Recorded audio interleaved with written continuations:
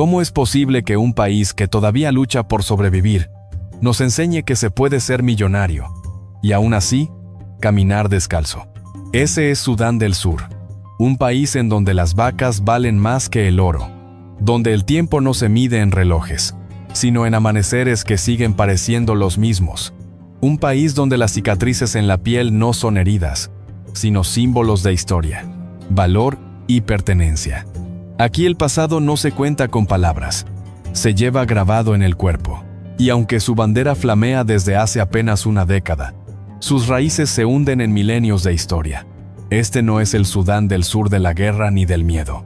Es el Sudán del Sur de su gente, de los hombres que cantan a sus vacas como si fueran parte de su familia, de las aldeas que despiertan con el sol, y de las mujeres que aún cargando agua en la cabeza todavía sonríen al cruzarse en el camino. Es el país de los niños que juegan entre el polvo, que inventan juguetes con nada, y aún así se ríen como si lo tuvieran todo. Aquí, la vida no es fácil, pero sigue siendo vida.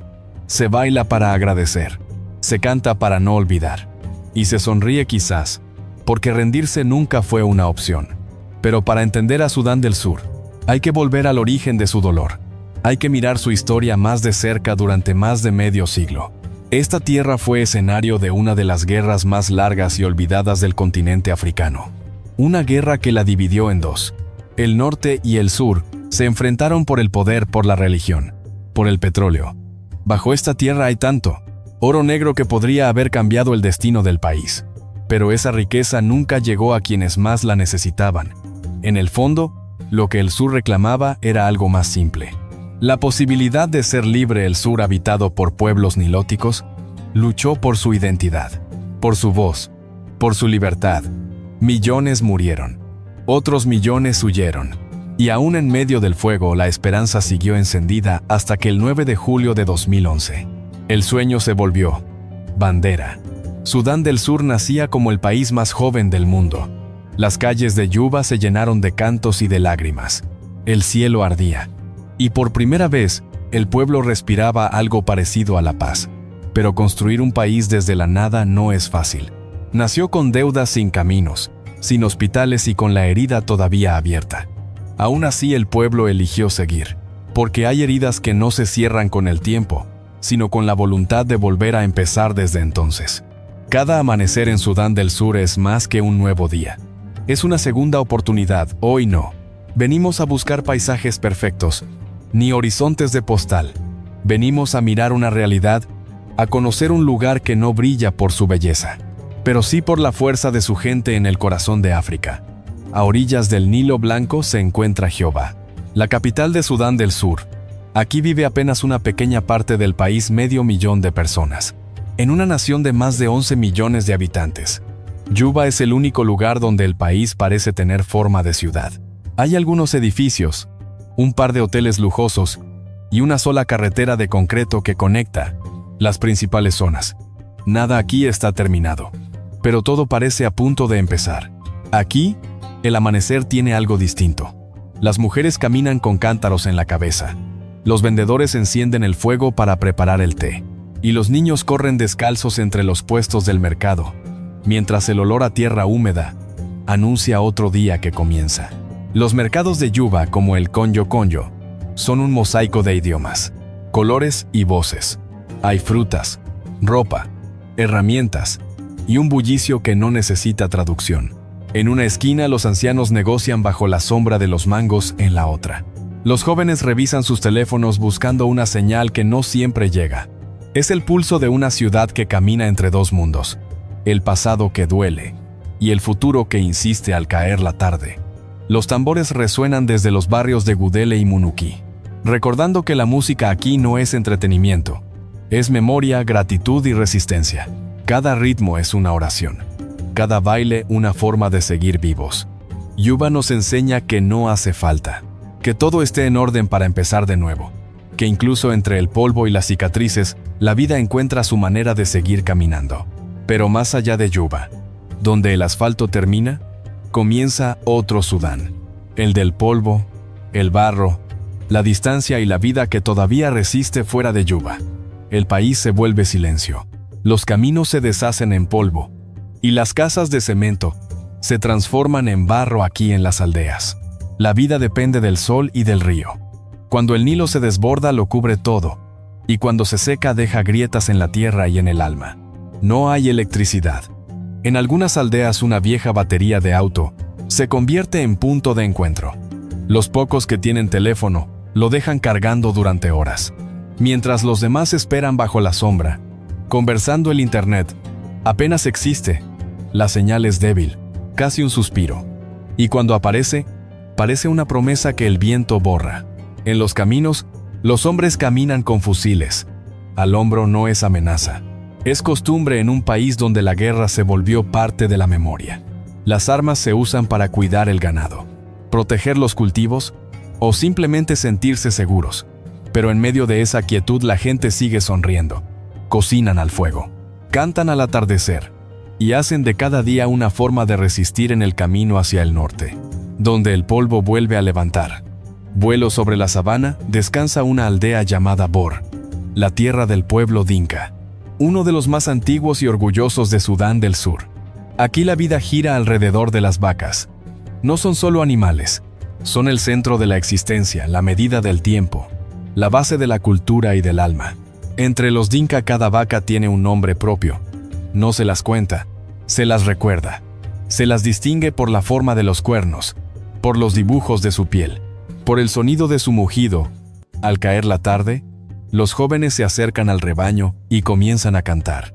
Cada melodía está dedicada a una vaca, y ella reconoce la voz de quien la cuida. Las canciones no se repiten, se heredan como si la memoria de un pueblo entero estuviera guardada en la música que rodea al fuego. Los dinka obtienen de ellas todo lo esencial: la leche con la que alimentan a sus familias, la sangre que beben en rituales como fuente de fuerza, el estiércol con el que cubren sus chozas para protegerlas del calor, pero rara vez las sacrifican. Las vacas no se matan, se veneran una sola vaca. Puede unir dos familias, sellar una amistad o cerrar una herida entre los dinka. Cada entrega tiene un significado. Cuando un hombre pide casamiento, ofrece vacas como muestra de amor y compromiso. Cuando una familia busca reconciliarse, después de un conflicto, entrega una vaca en señal de perdón. Y cuando se visita a un jefe o a un anciano, se ofrece una vaca como símbolo de respeto y gratitud. Un gesto que honra su palabra y su sabiduría. No se elige cualquier animal. Se busca una vaca con un color, una forma o un temperamento especial, porque cada una tiene un espíritu distinto. El acto de ofrecerla no es solo un intercambio. Es una forma de hablar sin palabras, de decir te respeto, te agradezco o te quiero. Los jóvenes cubren su piel con ceniza blanca, mezclada con el polvo del corral. Esa ceniza los protege del sol, pero también los conecta con sus animales. Los marca, los iguala. Entre los dinka el hombre y la vaca comparten el mismo olor, el mismo polvo, la misma tierra. En Sudán del Sur, la riqueza no se mide en cuentas bancarias, se mide en vacas. Un hombre puede tener un rebaño inmenso, ser considerado millonario entre los suyos y aún así caminar descalzo sobre la tierra, porque aquí el valor no está en lo que se posee, sino en lo que se cuida. En lo que se comparte. La vaca no representa el lujo, sino la vida que se honra a los dinka. Dicen que Dios creó a los hombres y a las vacas el mismo día, y que los unió, no para siempre. Por eso cuando miran a su rebaño, no ven animales, ven historia, familia y futuro. Bor y el pueblo dinka nos enseñan que la riqueza no está en acumular, sino en pertenecer, que lo simple puede ser sagrado, y que a veces el verdadero lujo es poder vivir en paz con lo que se tiene. Más al oeste, tras días de camino entre polvo y calor, aparece Wau. Es la segunda ciudad más grande de Sudán del Sur, aunque en realidad se siente como una aldea extendida. Calles de tierra, mercados abiertos y chozas que se mezclan con las pocas construcciones de cemento. Aquí, la vida transcurre despacio. Entre el sonido de las bicicletas y los rezos que salen de las iglesias, Wau fue una de las ciudades más golpeadas por la guerra. Muchas de sus casas quedaron vacías, muchas familias divididas, pero en medio de las ruinas, la gente volvió a levantar muros, aunque fueran de barro. y volvió a cantar en los templos.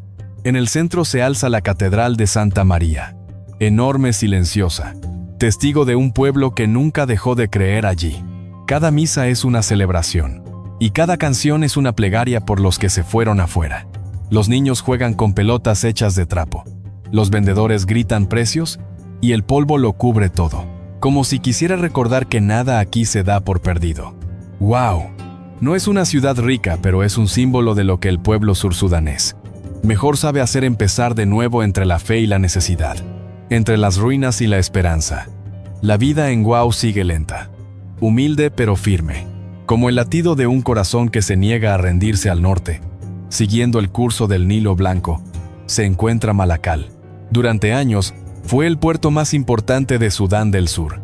Por aquí pasaban las embarcaciones que unían el sur con Khartoum cargando madera, cereales, ganado y esperanzas. El río era su carretera y Malakal, su punto de encuentro. Malakal fue arrasada por la guerra. Calles enteras reducidas a polvo, escuelas abandonadas, hospitales vacíos y un silencio que todavía pesa. En el aire, miles de familias huyeron del fuego, buscando refugio en los campamentos de Naciones Unidas, donde aún hoy viven más de 30,000 personas, esperando poder volver a casa. Pero el tiempo en Malakal avanza distinto entre los restos de las viejas construcciones. La vida insiste: mujeres que montan pequeños mercados improvisados, niños que juegan entre ruinas, hombres que pescan en el Nilo como lo hicieron. Siempre hay una belleza extraña en la manera en que este pueblo se rehace, como si cada día fuera un intento nuevo de volver a ser el agua del Nilo. Sigue corriendo, y con ella los sueños de los que se quedaron.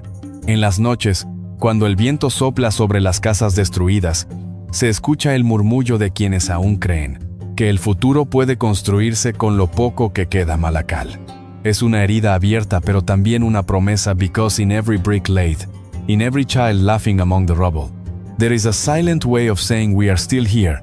The journey continues eastward. The waters of the Nile are left behind, and the road rises among hills, dust, and silence. There where maps blurred appears Boma. Boma is one of those places where nature still retains its original voice. Golden hills, endless savannas, and a sky so vast it seems to listen. Here live communities like the Murle and the Anuak, ancient peoples who learned to coexist with the land, to move with the seasons, to listen to the messages of the sky before the rain. Their life is guided by the cycles of nature. Dawn marks the start of work, and dusk, the time to gather. Everything in their day has a rhythm that respects the environment. The silence when the sun falls, the wait before the storm, the gratitude after the harvest or the rain. In the villages, houses are built with modern branches, forming circles that represent a unity of the community. No one lives alone. Each person belongs to a group that shares food, words, and destiny. Important decisions are made under the big trees, where the elders sit to deliberate and the young listen without interrupting. Respect is not imposed, it is learned. Their days pass between herding, rituals, and songs around the fire. Stories are not written, they are remembered, and in each one of them, the past continues to breathe. Beyond the villages stretches Boma National Park, a sanctuary of life that seems infinite. During the rainy season, thousands of antelopes, buffaloes, and giraffes cross its savanna in search of water and grass. It is the second largest migration in Africa, a silent spectacle that few have seen, and it reminds us that even after chaos, life finds its own order. Here, everything breathes at the same rhythm: man, land, animals. There are no borders, only a balance that survives the years. Boma teaches us that true wisdom is not in dominating nature, but in learning to live with it, that listening to the wind can be as important as speaking, and that sometimes freedom looks a lot like the silence that remains after the rain. In the southern tip of the country, where green covers the land again, rests Torit, a city that carries the weight of the beginning. It was here, in 1955, where the first spark of the rebellion was lit, which decades later would give birth to South Sudan. The first shots of history sounded among its hills, and since then, Torit was marked as the place where the dream of freedom began. Today, its dusty streets and green hills hold no grudge. They hold memory. The old military stations are now schools, and in the yards where there were once weapons, children learned to read and play. From Torit, The road climbs to Mount Kinyeti, the highest point in South Sudan, 2,600 meters high, covered in fog, trees, and birds that exist only here. Kinyeti is more than a mountain.